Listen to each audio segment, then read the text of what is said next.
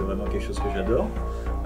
Parce que je trouve que c'est des films qui permettent beaucoup d'expérimentation, qui permettent une grande liberté, comme le fantastique, voilà, l'horreur, j'englobe aussi voilà, les films fantastiques, même de la SF, même des choses comme ça. Et ça permet de vouloir, voilà, on peut essayer des choses, peut-être plus que dans un certain cinéma un peu plus conventionnel. Je pensais pas qu'on allait arriver à faire quelque chose d'aussi violent que ça. Quand il hurle en frappant avec le fusil, on a vraiment l'impression qu'on s'en prend plein la gueule. Mais c'est surtout que tout le monde va dans la même direction, tous les postes. Et donc en fait, ça fait une addition des forces qui fait que la scène commence à devenir vraiment troublante. Parce que souvent on a le souci en anime de se dire, est-ce qu'on va arriver, vu qu'il y a le filtre du dessin finalement, à rendre les choses assez violentes, parce que voilà, c'est pas la réalité qu'on voit.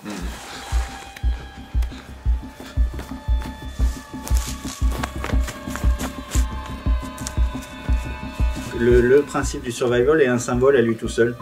Finalement, juste quelqu'un qui est obligé qui est poursuivi, qui doit lutter pour sa survie dans un milieu hostile, c'est la base déjà symbolique. On a tout.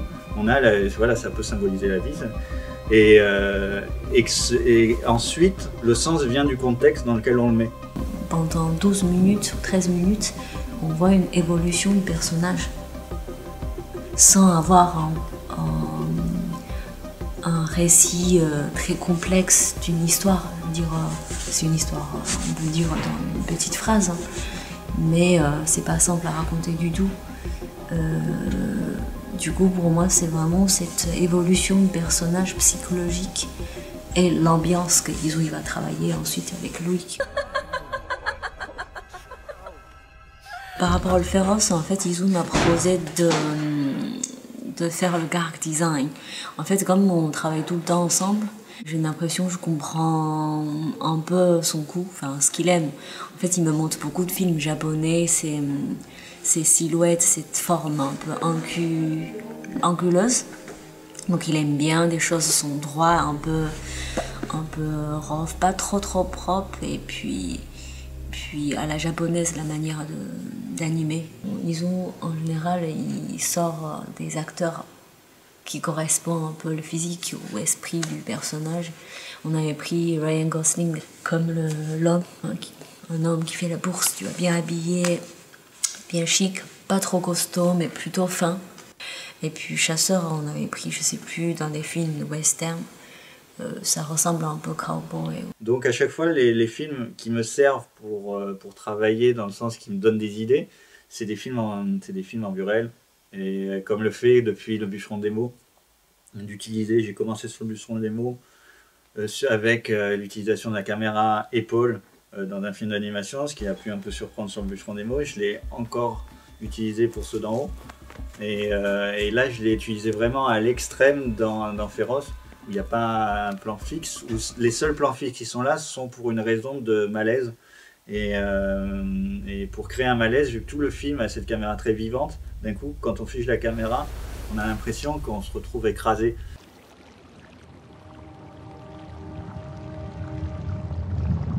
Je connais bien la montagne, j'ai habité longtemps, toute mon enfance, dans un village avec les montagnes juste en face et dans une vallée. Donc finalement, souvent, ce qu'on traite, c'est on essaie d'utiliser les décors qu'on connaît le mieux. Donc pour ceux d'en haut, c'était bon, ça c'est parce que j'avais lu la nouvelle de Maupassant et que suite à ça, j'avais fait des recherches. Donc c'est pas exactement la montagne de mon village près d'Anote, là dans les Alpes de Haute-Provence. Mais pour Féroce, c'était aussi une idée toute simple. J'avais besoin d'une forêt. La forêt que je connais le mieux, ben, elle est, voilà, c'est celle de mon village. Donc j'ai utilisé les décors que je connaissais pour faire le parcours du personnage. Donc, et à partir de là, je trouvais que c'était plus facile pour arriver à décrire la mise en scène du film, d'aller dans les lieux réels que je connaissais et de m'imaginer ce qui se déroulait dans la scène en fonction de l'action, en fonction donc je pouvais chercher les décors. Il y avait des rochers qui avaient dans le film, on voit certains endroits avec des rochers qui ont des formes un peu étranges. Ça, j'aurais pas pu l'imaginer. Il fallait que ce soit, voilà, il fallait que je tombe dessus en vrai pour que j'arrive à me le représenter, à l'utiliser comme décor. Parce qu'on s'aperçoit souvent que la nature fait des choses plus étonnantes que notre imagination sur des craquelures dans un rocher, sur des branches d'arbres. Nous, quand on l'imagine, moi en tout cas, j'ai tendance, si je fais un décor et que je dois dessiner ou peindre des arbres, ils vont tous se baser sur une même structure que j'ai en tête, que je connais, et je vais les développer là-dessus. Alors que si j'observe dans la nature, ben là, il n'y a pas de limite à la diversité d'une branche d'arbre ou d'un motif ou d'une ombre avec les lumières. Donc c'est plus riche, je trouve.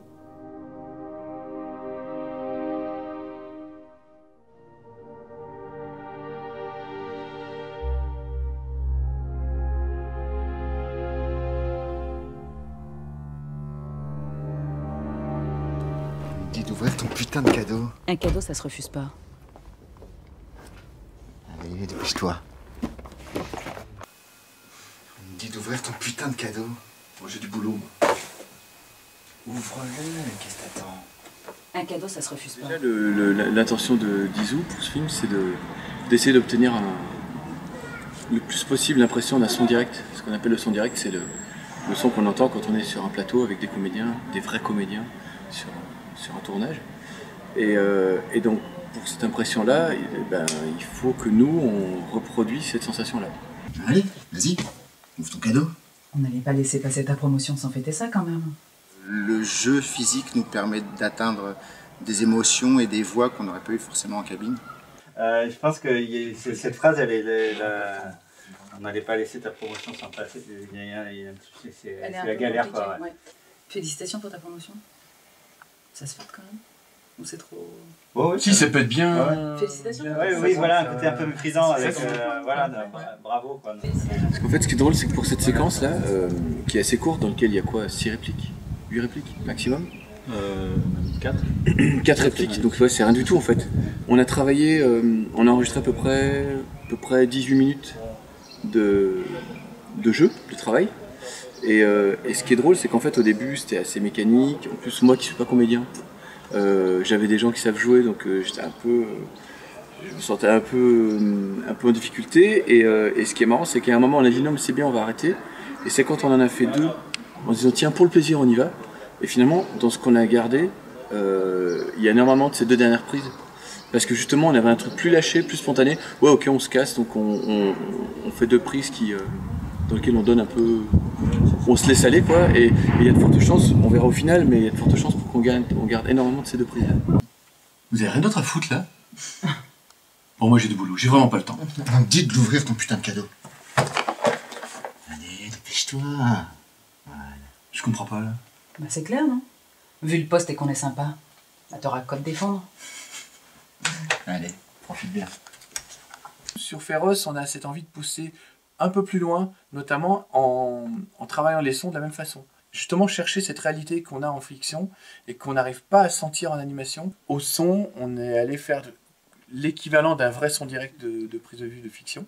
Sam m'a bardé de micro, enfin un micro-cravate, il m'a suivi à la perche, on a des fois un micro distant, pour pouvoir avoir plein de perceptions de la même chose, mais en fonction de si on est en plan large, plan proche ou subjectif, on pourra jouer de passer d'un micro à l'autre.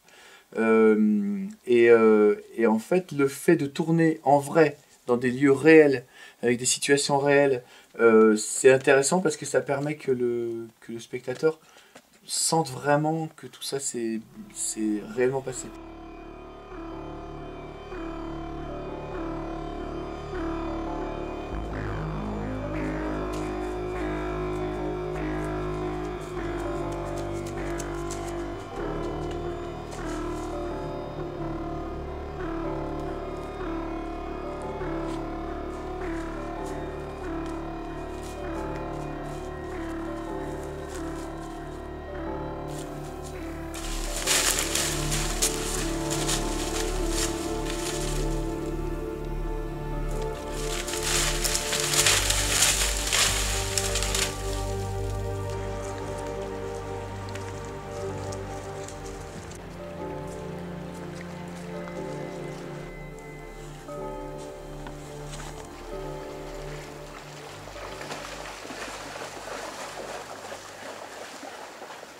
Au bout de quelques mois, je me suis aperçu que le type d'animation qu'on avait prévu, au départ il n'y avait que Morton et moi sur le film, Morton faisait l'animation, Et moi, je me suis aperçu que le type d'animation qu'on avait imaginé tous les deux n'était pas tenable sur le film. Donc, j'ai dû réorganiser le film complètement, même au niveau du style, pour simplifier les choses. On va pas chercher de faire une anime qui est vraiment impressionner des gens. On va aller directement chercher l'essentiel. Des fois, peut-être c'est mal, enfin pas assez bien, très joli, mais ce que nous on cherche, que des informations et sentiments qui passent dans une scène, on dit ok.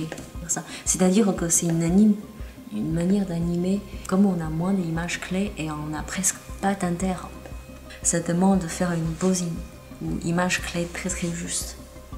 Il y avait beaucoup de scènes qu'on n'avait pas le temps de faire, donc il fallait faire des ellipses. Ce qui donne des fois des choses qui sont vachement intéressantes, ou même au montage, il me dit c'était que des fois on s'est retrouvé avec des raccords un peu plus audacieux, mais ils étaient audacieux juste parce qu'on n'avait pas les moyens de faire les scènes entre les deux. Donc ça c'était... Et finalement ça a donné des choses intéressantes. Le manque de moyens et la réorganisation du film a permis que j'arrive à me concentrer sur ce qui était indispensable. Et à partir de là, le film il s'est construit de lui-même.